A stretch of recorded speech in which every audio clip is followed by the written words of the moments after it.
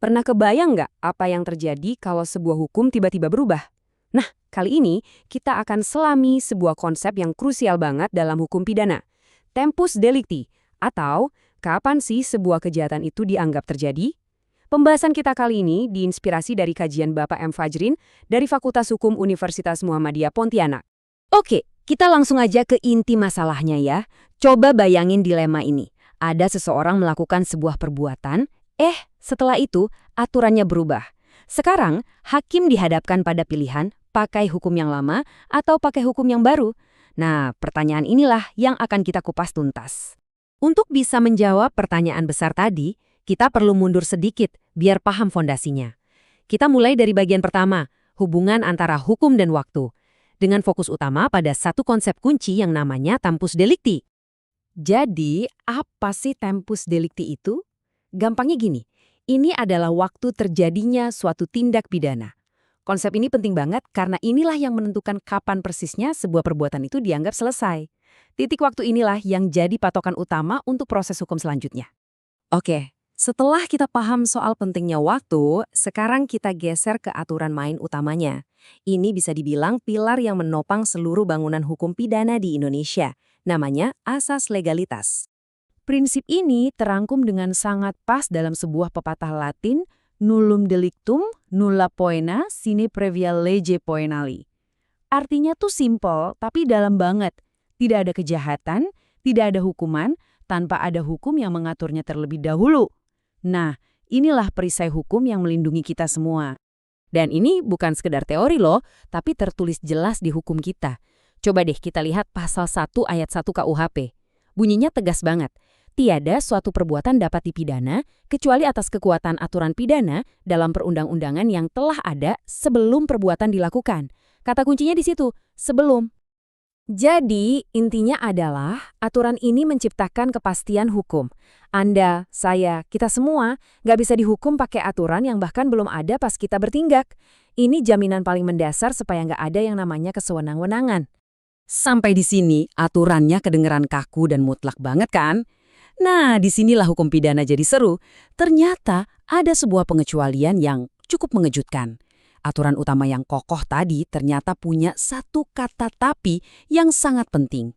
Disinilah kita bisa lihat ada sebuah tarik-menarik yang luar biasa dalam hukum. Di satu sisi, ada pasal 1 ayat 1 yang ibaratnya tembok, hukum nggak berlaku surut. Titik.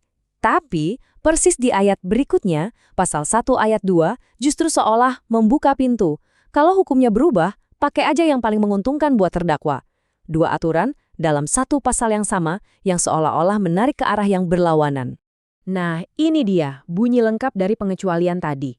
Pasal 1 ayat 2 KUHP bilang, jika ada perubahan dalam perundang-undangan sesudah perbuatan dilakukan, maka terhadap terdakwa diterapkan ketentuan yang paling meringankan.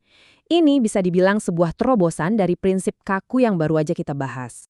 Oke, jadi bingung kan? Kalau ada dua aturan yang kelihatannya saling bertentangan, gimana cara hakim memutuskan?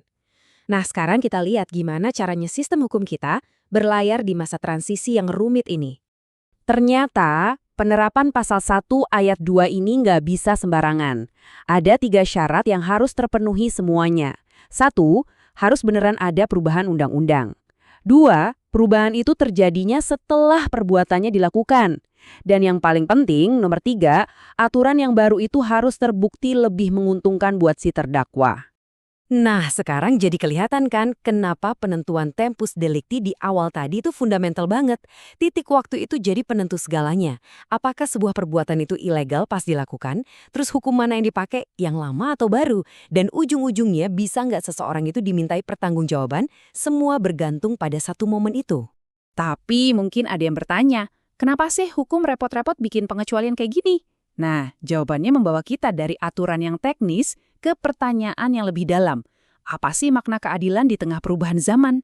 Pada dasarnya, pasal 1 ayat 2 ini adalah upaya hukum untuk menyeimbangkan dua hal yang sama-sama besar. Di satu sisi ada kepastian hukum, di sisi lain ada rasa keadilan. Aturan ini memastikan kalau seorang terdakwa itu bisa dapat manfaat dari standar hukum yang lebih baru, yang mungkin dianggap lebih adil atau lebih ringan oleh masyarakat saat ini. Jadi, ini penting banget untuk dipahami ya.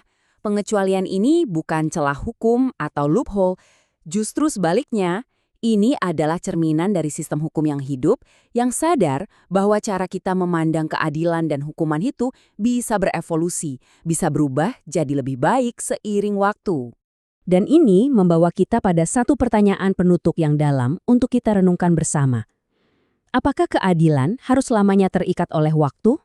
Itulah tadi perjalanan singkat kita menelusuri seluk-beluk Tempus Delicti. Perlu diketahui, seluruh materi ini dirangkum dari karya-karya akademis yang sangat kredibel. Terima kasih banyak sudah menyimak, semoga obrolan kita kali ini bermanfaat ya.